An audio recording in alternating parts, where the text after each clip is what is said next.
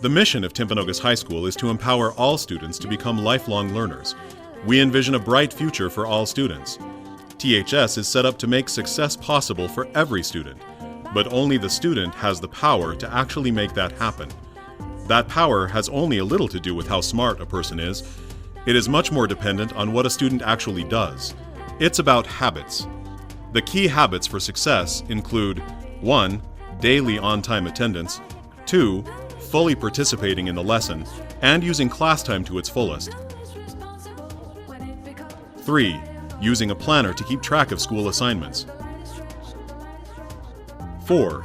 Keeping an organized binder and backpack so that the materials are easy to manage and don't get lost or ruined, 5.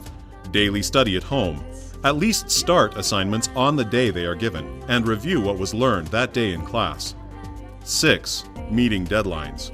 When you complete your work on time and turn it in, you are ready for the next step that the teacher is going to present, and you avoid the deep, dark, discouraging hole of being behind.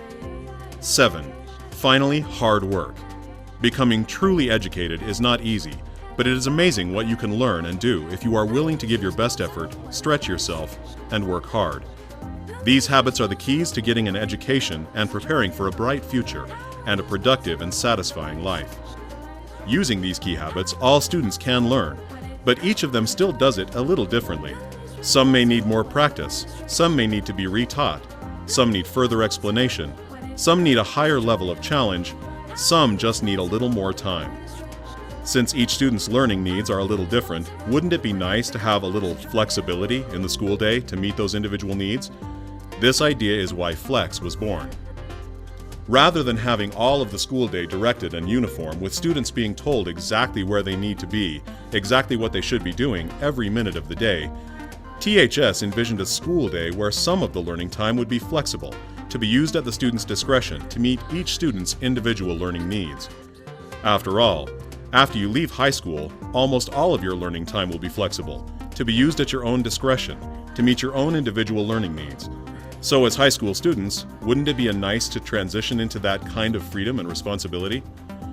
So Flex was created, with an emphasis on giving students the freedom to choose how best to use that 25 minutes of flexible learning time. Using Flex time well could never replace the key habits for academic success, but the freedom of flexible time could be a powerful additional resource for students. Since Flex time was instituted, many students have used that freedom very responsibly, and they will continue to have full freedom to choose how to use their flex time. But it's clear that some changes are necessary. Starting this term, students who don't use Flex's freedom responsibly will have their freedom reduced. Here's how Flex will work from now on. As always, a Flex SIP will be delivered to each student on Tuesday in third period. Based on the information on that slip, students will know whether they are required to attend Flex for the week. Nothing will change for students who are using the habits we discussed and have grades that give full freedom of choice for Flex, C- or above in every class, and no NCs. These students are not required to attend Flex and will keep the same two choices they have always had during Flex time. 1. Choose where they would like to attend Flex,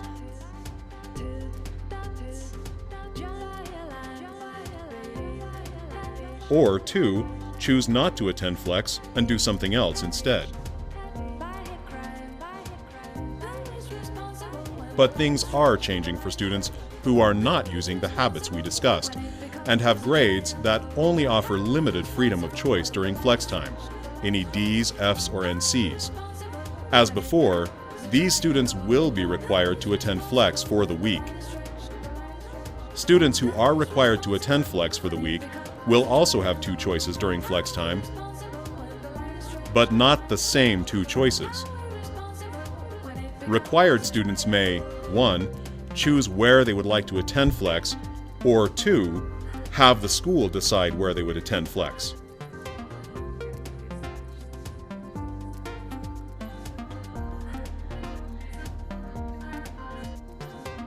Listen closely, students. Here's the big change.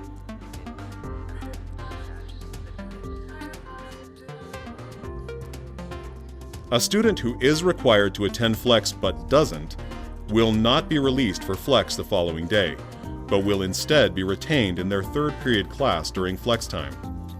Students who have multiple instances of not attending flex when they are required will lose their flex privileges for the quarter, and will instead be retained each day to spend flex time under the supervision of their third period teacher. The choice is clear and simple. If flex is required for you, choose responsibly, or lose the freedom to choose. The hope is that by using good habits, most students will not be required to attend flex, and will have full flexibility during that period.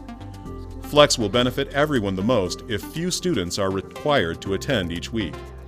So, use good habits, be sure to check in when you attend flex, and choose responsibly when you are required to attend. As always, it's a great day to be a T-Wolf.